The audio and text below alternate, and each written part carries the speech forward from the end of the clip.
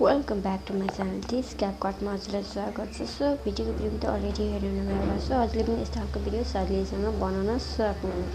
So video बनाउनको लागि CapCut install गरेको हुनुपर्छ। सो CapCut हजुरले प्ले स्टोरबाट सजिलैसँग पाउन सक्नुहुन्छ। प्ले स्टोरबाट इन्स्टल गरिसकेपछि CapCut मा क्लिक गर्नु होला। CapCut मा क्लिक गरिसकेपछि न्यू प्रोजेक्टमा क्लिक गर्नु होला। न्यू प्रोजेक्टमा क्लिक गरिसकेपछि हजुरले आफ्नो फोटोहरु टोटल 9वटा फोटो सिलेक्ट गर्नुपर्ने हुन्छ। 1 2 3 4 5 6 7 8 9वटा फोटो सिलेक्ट गर्नु होला। सिलेक्ट गरिसकेपछि हजुरले एड अप्सनमा क्लिक गर्नु होला।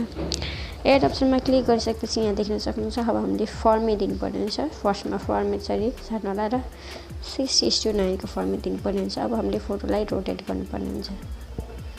सो फोटोमा क्लिक गर्नु होला, यसरी सार्नु होला र एडिटमा क्लिक गरेर यसरी 1 टाइम्स क्लिक गरेर फोटोमा सेकेन्ड फोटोमा क्लिक गर्नु होला, यसरी सार्नु होला दाहिनेतर्फ। सो गरिसकेपछि रोटेटमा क्लिक गर्नु होला। फेरि फोटोमा क्लिक गर्नु होला, यसरी सार्नु होला, एडिटमा क्लिक गर्नु होला, रोटेट गर्नु होला। फोटोमा क्लिक गर्नु होला, स्प्लिट एनिमेसन हुँदै क्लियर रिमुभ ब्याकग्राउन्ड स्टाइल एडिटमा यसरी क्लिक गर्नु होला, रोटेट गर्नु होला। सो यसरी सबै अल फोटोलाई रोटेट गर्नु होला। रोटेट गर्नु होला। सो अल फोटोलाई रोटेट गर्नु होला। रोटेट गरिसकेपछि एन्डिङलाई चाहिँ डिलिट गरिदिनु होला। डिलिट गरिसकेपछि अब फोटोलाई हामीले फिट गर्नुपर्ने हुन्छ। स्क्रिनमा यसरी फिट गर्नु होला। 2 फिङ्गरको मद्दतले फोटोमा क्लिक गर्नु होला, यसरी फिट गर्नु होला। फोटोमा क्लिक गर्नु होला, यसरी फिट गर्नु होला। 2 फिङ्गरको मद्दतले यसरी फिट गर्न सक्नुहुन्छ। देख्न सक्नुहुन्छ फल्साको फोटो रहेको छ।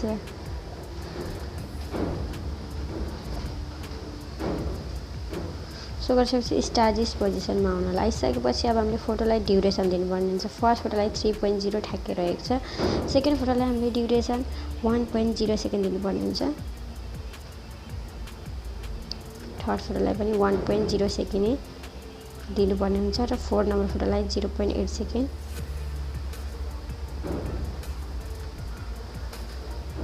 5 नम्बर फोटोलाई पनि 0.8 सेकेन्ड, 6 नम्बर फोटोलाई पनि 0.8 सेकेन्ड,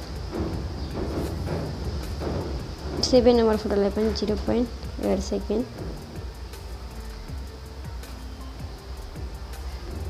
8 नम्बर फोटोलाई पनि 0.8 सेकेन्ड नै दिनुपर्ने हुन्छ।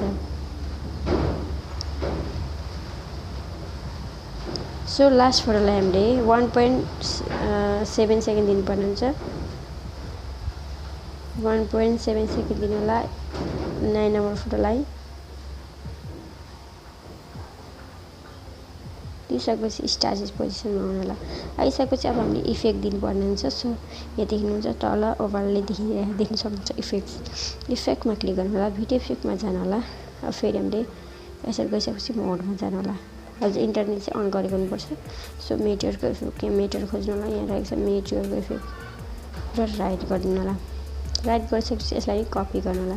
कपी गरिसकेपछि यसलाई सेकेन्ड फोटोको ड्युरेसन अनुसारमा ठ्याक्कै सेट गर्नु होला। फेरि यसलाई कपी गर्नु होला, फेरि यसलाई कपी गर्नु होला, फेरि कपी गर्नु होला, फेरि कपी गर्नु होला, फेरि कपी गर्नु होला। सो यहाँ देख्न सक्नुहुन्छ फोटोको ड्युरेसन अनुसार ठ्याक्कै कपी गर्नु होला, फेरि कपी गर्नु होला, यसलाई ठ्याक्कै मिलाउनु होला, फेरि कपी गरेर यसरी तान्नु होला। गरिसकेपछि अब हामीले फेरि इफेक्ट नै दिनुपर्ने हुन्छ। हामीले 5 6 7 नम्बर फोटोलाई इफेक्ट नै दिनुपर्ने हुन्छ। 1 2 3 4 5 6 5 मा जानु होला। 5 को स्टार्टिङ पोजिसनमा आउनु होला। हामीले अर्को इफेक्ट पनि हाल्नुपर्ने हुन्छ। सो भिडियो इफेक्टमा क्लिक गर्नु होला। क्लिक गरिसकेपछि बेसिक बिलिङ पार्टीमा जानु होला। गइसकेपछि रिपल्सको इफेक्ट दिन सक्नुहुन्छ। यहाँ यसरी दिनु होला। गरिसकेपछि फेरि 1 2 3 4 5 मा यसरी सेट गर्नु होला। फेरि यसलाई कपी गर्नु होला। हामीले जम्मा अझै एउटा दिनुपर्ने हुन्छ, फेरि कपी गर्नु होला। सो गरिसकेपछि अब हामीले फेरि ब्याक आउनु होला। ब्याक आइसकेपछि अब हामीले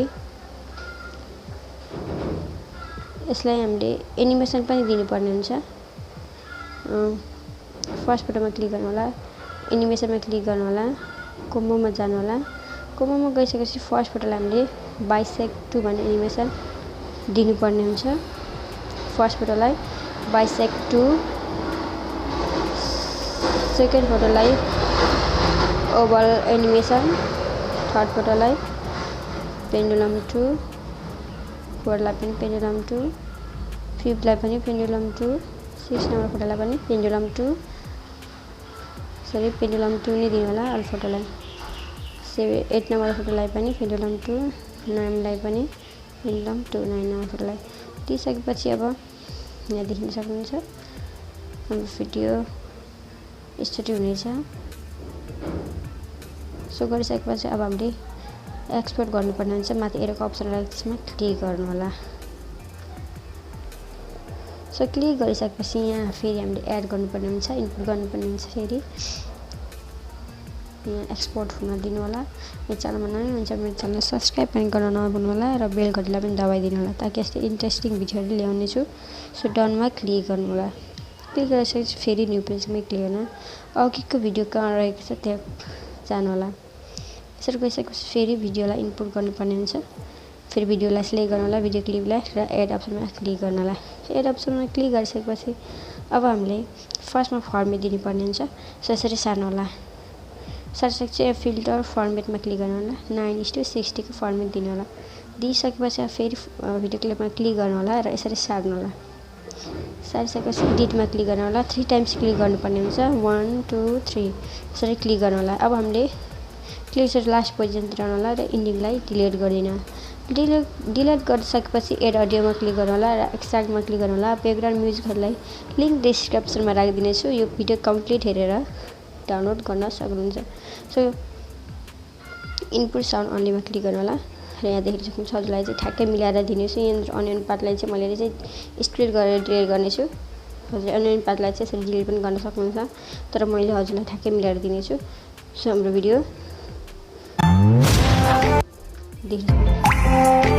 यसरी मिल्नेछ हाम्रो बिट अनुसारको। सो हजुर मेरो स्टेपलाई फलो गर्नु होला र ग्यालेरीमा सेभ गर्नको लागि माथि एरोको अप्सन रहेछ त्यसमा क्लिक गर्नु होला। Thank you so much. Next भिडियोमा भेट गर्ला अब।